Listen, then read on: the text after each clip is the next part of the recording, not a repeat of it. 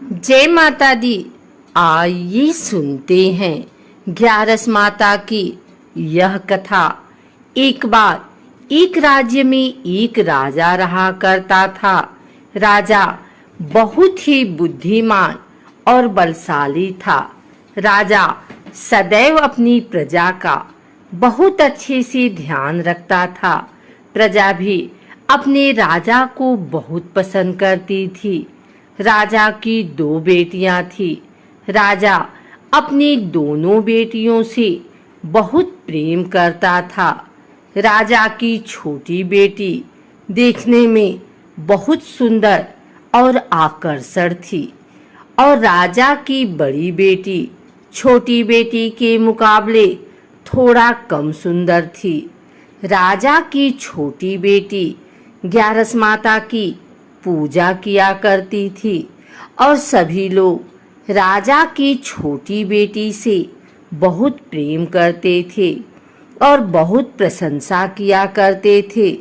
राजा भी अपनी छोटी बेटी को बड़ी बेटी से अधिक प्रेम करता था, जिस कारण राजा की बड़ी बेटी को अपनी छोटी बहन से बहुत नफरत होने लगी। राजा की दोनों बेटियां जब बड़ी हो गई तब एक पड़ोस राज्य में रहने वाला राजकुमार राजा की बड़ी बेटी के लिए रिश्ता लेकर आया। लेकिन जैसे ही उस राजकुमार की नजर राजा की छोटी बेटी पर पड़ी तो वह राजकुमार राजा की छोटी बेटी पर आकर्षण हो गया और उससे पहली नजर में प्रेम कर बैठा। उस राजकुमार ने राजा की बड़ी बेटी के साथ विवाह करने से मना कर दिया और उसने राजा से कहा कि मैं आपकी छोटी बेटी से विवाह करना चाहता हूँ। जिसके बाद राजा की बड़ी बेटी यह देखकर अपनी छोटी बहन से बहुत क्रोधित हो गई और राजा की बड़ी बेटी ने अपनी छोटी बहन को अपना सबसे बड़ा दुश्मन मान लिया। राजा की बड़ी बेटी ने अपनी छोटी बहन से बदला लेने का निर्णय लिया, जिसके लिए उसने अपनी छोटी बहन को जान से मारने का प्लान बनाया। राजा की बड़ी बेटी ने अपनी छोटी बहन को मारने के लिए सबसे पहले एक लड्डू में जहर मिलाकर अपनी छोटी बहन को दे दिया और उसको लड्डू खाने के लिए कहा। लेकिन लड्डू खाने के बाद भी छोटी बहन को कुछ नहीं हुआ। बड़ी बहन यह देखकर बहुत आश्चर्यचकित हो गई, लेकिन बड़ी बहन ने हार नहीं मानी और उसने जब रात में छोटी बहन अपने कमरे में सो रही थी तब एक मटके में सांप रखकर उसे कमरे में छोड़ दिया। लेकिन सांप भी छोटी बहन का कुछ नहीं कर पाया।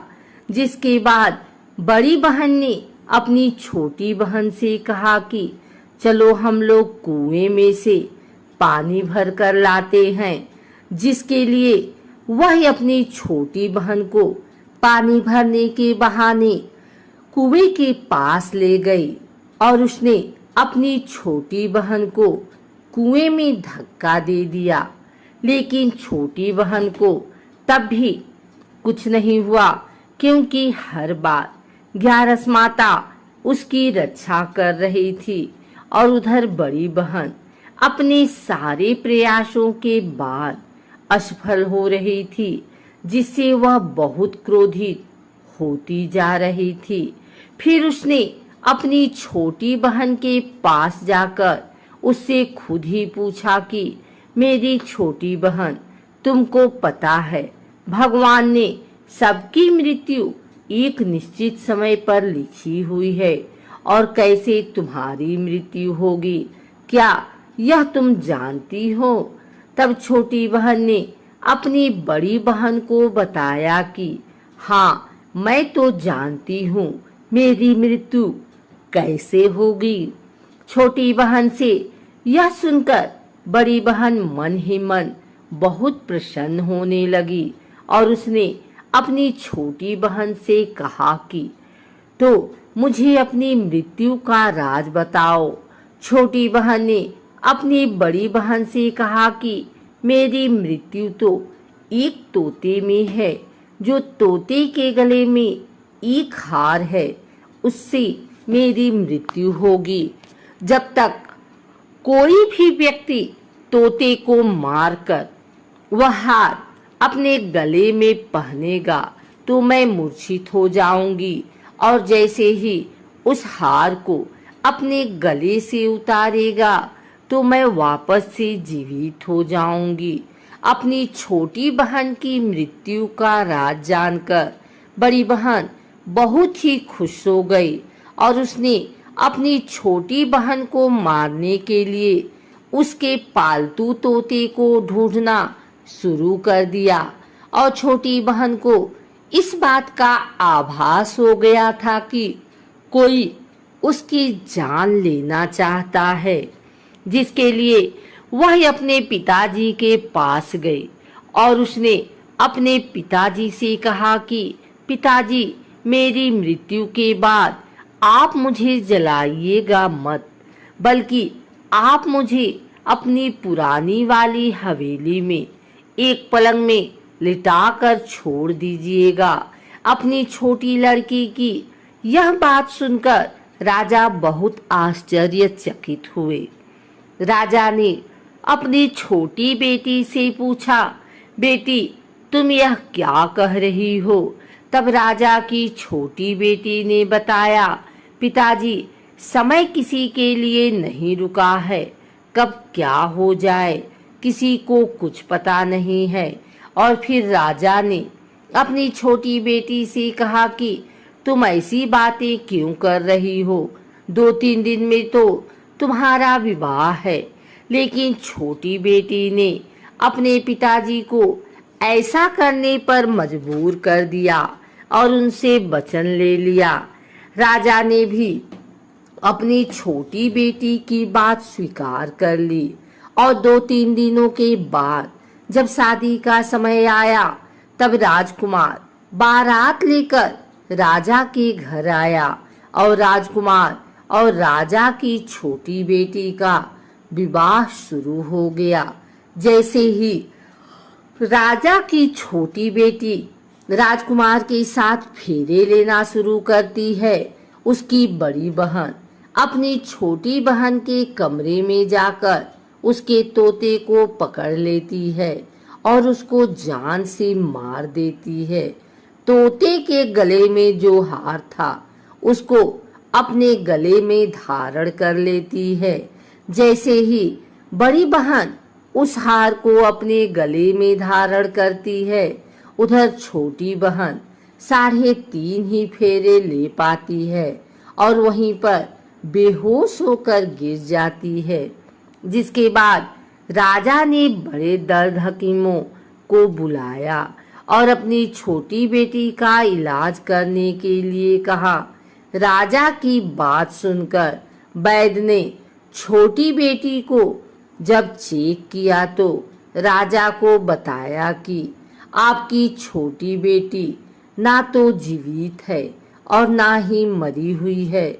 यह मैं ऐसा पहली बार देख रहा हूँ। राजा ने वैद्य और हकीम को यह बात बाहर बताने से मना कर दिया और उनको कहा कि अगर तुमने यह बात किसी को बाहर बताई तो हम तुम्हें फांसी दे देंगे।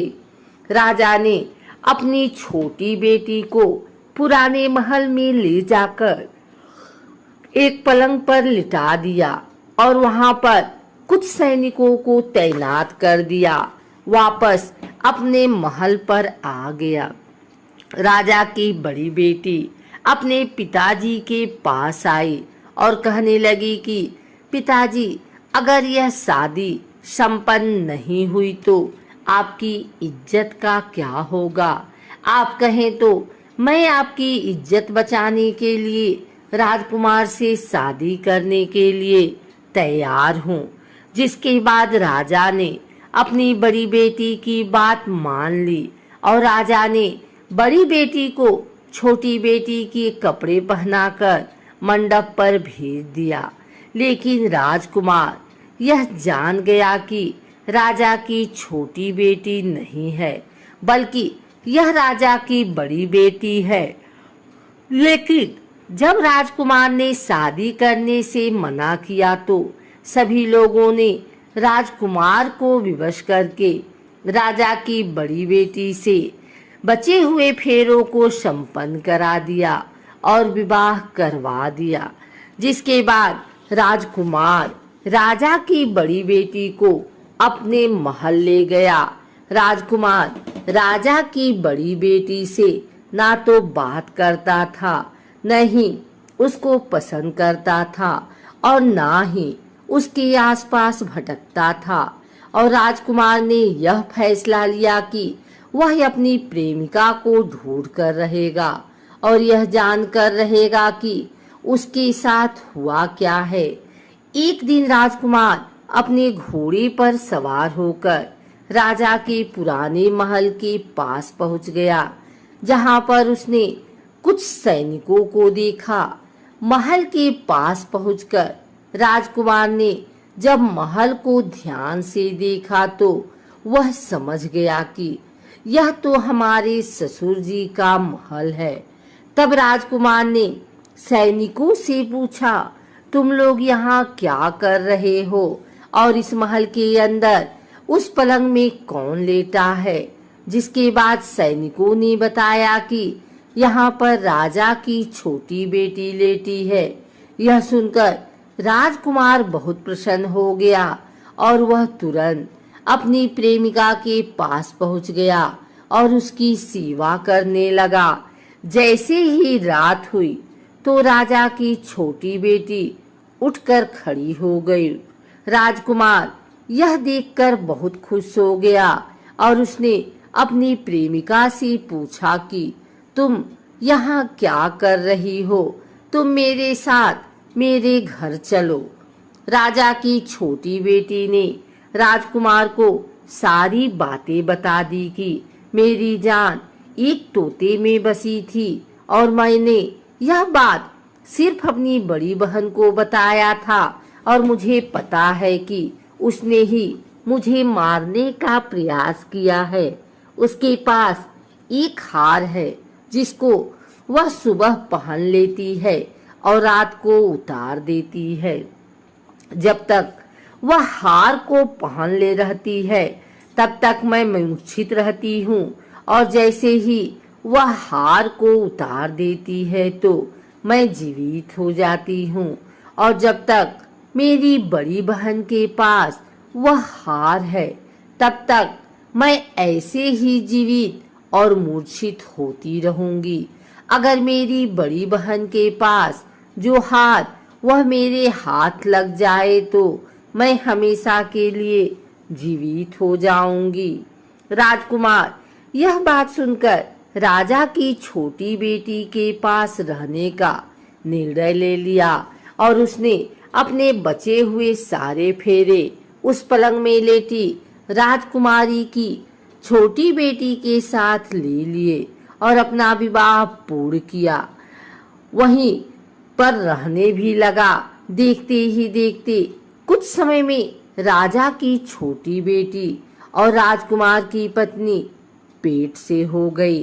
एक दिन राजकुमार को किसी काम से बाहर जाना पड़ा। तब छोटी बहन के पेट में बहुत तेज से दर्द होने लगा, जिसके बाद उसने ग्यारस माता का आवाहन किया। जिसके बाद वहां पर ग्यारस माता प्रकट हुई और उन्होंने अपने भक्त के दर्द को दूर किया और एक पुत्र की प्राप्त करवाई। और वहीं पर अचानक से राजकुमार भी आ गया। राजकुमार ने ग्यारस माता को देखा तो वह आश्चर्यचकित हो गया और उसने तुरंत माता को प्रणाम किया। और ग्यारस माता ने राजकुमार से कहा कि जब तुम्हारा 5 वर्ष का बेटा हो जाए तो तुम अपनी पत्नी का हार लाकर इसके गले में डाल देना। और देखते ही देखते राजकुमार और राजा की छोटी बेटी का पुत्र 5 वर्ष का हो गया। राजकुमार अपने बेटे से कहता है कि बेटा, मैं कुछ काम से बाहर जा रहा हूँ, तुम अपनी माता का ध्यान रखना। और वहां से चला जाता है। राजा को बाहर निकलता देख बड़ी बहन के सैनिक देख लेते हैं और बड़ी बहन को जाकर सारी बातें बता देते हैं। जिसके बाद बड़ी बहन अपनी छोटी बहन के पुत्र को वहां से उठवा लेती है और उसको मरवा देती है। छोटी बेटी के पुत्र के 2 टुकड़े करवा देती है। पहला टुकड़ा चक्की के पास छुपा देती है और दूसरा टुकड़ा अपनी पलंग के नीचे रख लेती है। अब 11 माता भिखारी का रूप लेकर आती हैं। एक भिखारी का रूप रखकर बड़ी बहन के पास चली जाती हैं, जिसके बाद वहां पर भिक्षा मांगने लगती हैं। बड़ी बहन अपने नौकरों से कहती है कि जाकर भिक्षा दे दो, लेकिन जैसे ही नौकर 11 माता को भिक्षा देने के लिए आते हैं तो माता उन्हें मना कर देती हैं और कहती हैं कि मैं तुम्हारी महारानी से ही भिक्षा लूंगी। जिसके बाद बड़ी बहन स्वयं ही भिक्षा देने के लिए माता के पास आती है। तब माता एक बिल्ली का रूप लेकर उसके कमरे में चली जाती हैं और वहां पर छोटी बेटी के पुत्र को कोई 2 टुकड़े को आपस में जोड़ देती हैं और उसे जीवित कर देती हैं। उसे वहां से ले जाती हैं। राजकुमार अपने बेटे को लेकर अपनी पत्नी के पास जाता है और उसे कहता है कि तुम इसका ध्यान रखना। अगर तुम इस बच्चे का अच्छे से ध्यान रखोगी तो मैं तुमसे बात करूंगा। एक दिन राजकुमार अपने बच्चे से कहता है कि तुम मम्मी से उनके गले का हार मांग लो। जिसके बाद राजकुमार का लड़का अपनी माँ के पास जाता है और कहता है कि माँ, मुझे तुम्हारा हार चाहिए जो तुमने गले में पहन रखा है। यह सुनकर पहले तो बड़ी बहन बहुत क्रोधित होती है, पर उसको यह याद आता है कि राजकुमार ने कहा था कि अगर मैं इस बच्चे का ध्यान अच्छे से रखूंगी तो वह मुझसे बात करेंगे, जिसके कारण वह हर बच्चे को देखती है और उसे संभालती है। वह तुरंत हार को ले जाकर अपने पिताजी को दे देता है और तभी राजकुमार अपने बेटे को लेकर वहां से जाने लगता है और अपनी पत्नी से कहता है कि तुम हमारे लिए खाना बनाकर रखना, मैं शाम को आकर तुम्हारे साथ खाना खाऊंगा। और वह अपने बेटे को लेकर वहां से चला जाता है।